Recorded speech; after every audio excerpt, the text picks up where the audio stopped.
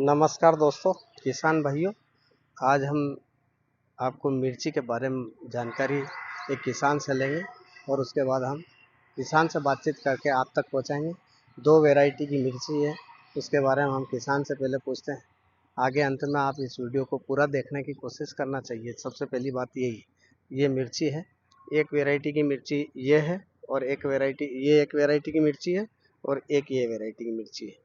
अब दादा, आपका शुभ नाम? सुमेश पाटीदार। अच्छा, आप यहीं रहते हो? हाँ, यहाँ पे खेती यहीं करते हैं? खेती भी यहीं मतलब बड़नेगर बनने जिला उज्जैन, जिला उज्जैन मध्य प्रदेश के अंदर। आप बाहर से खेती करने के लिए यहाँ पर आए, हाँ, मुनाफे से लेकर? मुनाफे से लेते हैं। अच्छा, तो आपने ये मिर्ची कब लगाई थी? ये नवंबर में लगी थी। नवंबर में मिर्ची लगी। ये मिर्ची कब तक रहती है? ये मिर्ची रहती है 5 महीने। 5 महीने। ये कौन सी वैरायटी है? ये 786 है।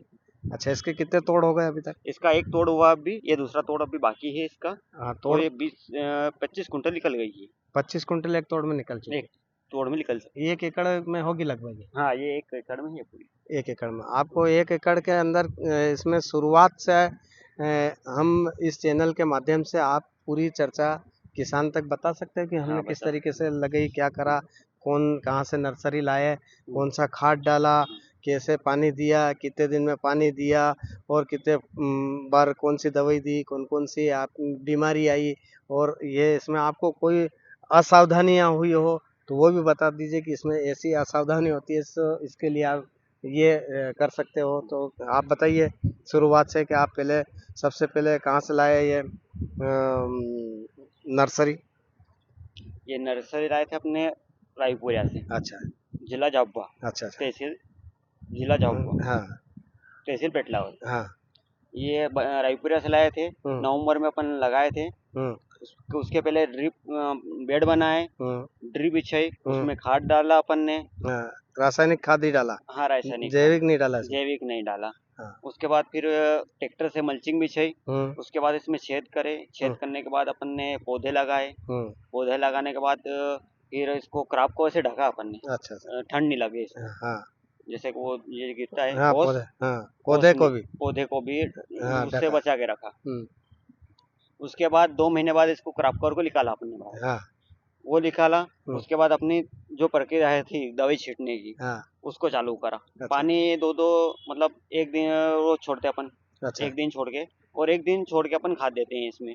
फ्लैट पानी भी दिया इसमें गरड़ में कभी? हाँ, गरड़ में भी पानी छोड़ा क्योंकि गर्मी ज्यादा थी, तो उसमें क्या हुआ, ठंडक रहनी चाहिए इसमें, इसलिए गरड़ में भी दिया। गरड़ में भी अपन ने पानी छोड़ा है। अच्छा, तो इसमें अभी आपकी लागत क्या लग गई होगी लगभग? इसमें लागत हो गई है 50,000 रुपये। और अभी इनकम 25 कुंटल बेची तो क्या इनकम हुआ?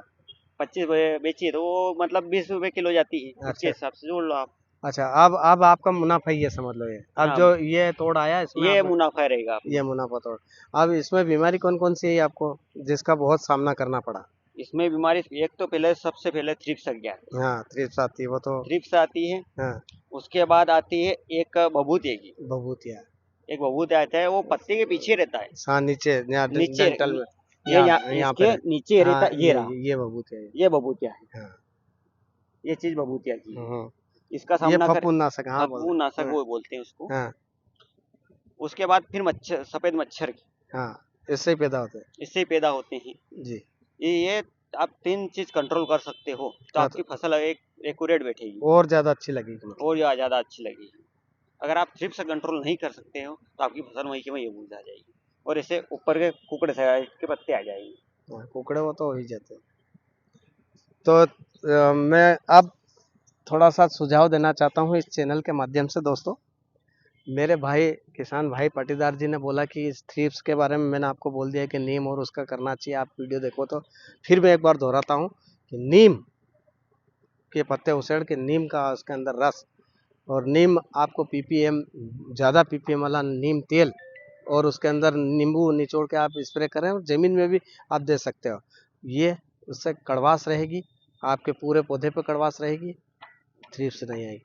अब ये जो आप इन्होंने दादा ने ये बीमारी के बारे में जानकारी दी है, इसके बारे में आपको मैं बता देता हूँ कि इनके पास एक तो स्टिकर जाता है जिसको बोलते हैं एक तरफ चिपकाने वाला। इन्होंने जो भी दवाई का स्प्रे किया, सबसे पहली कमजोरी रहती है कि दवाई का स्प्रे इस पे बूंद पाता है, बूंद पे टिक जाता है। लेकिन इस एक कंपनी का एक स्प्रे वो स्टिकर आता है, वो 6 प्रकार का काम करता है। यहाँ बूंद गिरा आस में यहाँ काम करता है, जिसके बाद इसके अंदर जड़ में चला जाता है, इसके फैला देता है, फिर दवाई को एक्टिवेट करता है। और पेंटर, एक्टिवेटर, चिपकाना, घुलनशील होना, आर पार करना, ये ऐसे उसके 6 प्रकार के काम है। तो ये स्टिकर से भी हो सकता है। वो दवाई, और दवाई इसमें फफूंदनाशक दवाइयाँ जो आती है, उस दवाई से आप उसको कंट्रोल कर सकते हो। एक मतलब एक कंपनी का एफसी पाउडर आता है, जो या आप अगर देसी भाषा में ले सकते हो तो बुझा हुआ अगर चूना कहीं से मिल जाता है, तो उस चूने को इसमें घुलनशील बना के आप स्प्रे कर सकते हैं। चूने का डोज कम से कम होना चाहिए, एक पंप में 25 ग्राम चूना होना चाहिए। वो चूना डाल के आप चूना और छाछ दोनों डाल के मिला के देसी इलाज है। अगर ये नहीं कर सकते हो तो आप मेरे से संपर्क में करना। मेरा मोबाइल नंबर 98 278 42 881 है। इस पे मैं आपको दवाई बताऊंगा, उस दवाई का आप स्प्रे करेंगे तो ये गारंटी से आपकी ये चीज़ खत्म हो जाएगी। और रहा सवाल कुकड़े का, कुकड़ा तो वो जब थ्रिप्स आएगी तो कुकड़ा आएगा ही आएगा।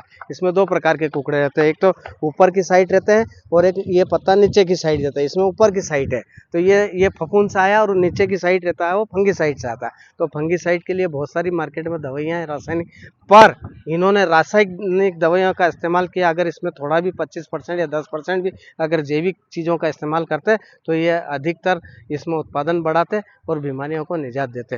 हालांकि इन्होंने साफ सुथरा खेत रखा है, मेहनती लोग हैं, पाटीदार लोग हैं, खेती के करने वाले लोग हैं, और खेती को धंधा समझ के करते हैं। यह मुनाफे का धंधा है, क्योंकि इन्होंने लीज पे ज़मीन ली, अपनी जान सब कुछ लगा देते हैं खेती में। पैसा खेती किसी और की, लेकिन उसमें से कमाना ये इनके बस का काम है, आप किसी और के बस का काम नहीं। ये लोग धन्य हैं, इनको धन्यवाद देता हूँ कि ये खुद भी कमा कर दूसरों को कमा के देते हैं और मेहनत करते हैं। तो फिर भी मैं आपको डबल अवगत कराता हूँ कि इसकी निजात पाने के लिए, अच्छा उत्पादन लेने के लिए मेरे पास बहुत से सुझाव है। मेरे नंबर भी मैंने आपको बता दिए, और इस चैनल को अधिक से अधिक देखना है, और सभी वीडियो को एक एक देखते रहो। हम किसान से पूछते हैं और किसान को मार्गदर्शन करते हैं।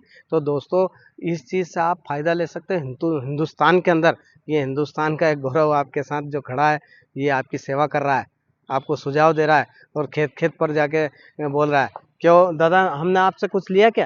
कुछ नहीं लिया। आपको सुझाव देने के लिए आपके घर आए ना। हाँ। आपके यहाँ भी पानी भी नहीं पिया हमने। तो दोस्तों, आप भी, अरे आपको नेट चलाते हो, आपका बैलेंस ख़त्म हो रहा है, जीबी ख़त्म हो रही है, और सब 2 जीबी आपको मिलती है या 5 जीबी मिलता है, समय के लिए मिलता है, और आप सब्सक्राइब में डरते हो, वीडियो देखने में डरते हो। आपको अरे 80% इस देश के किसान इस वीडियो को देखने के लिए डरते हो।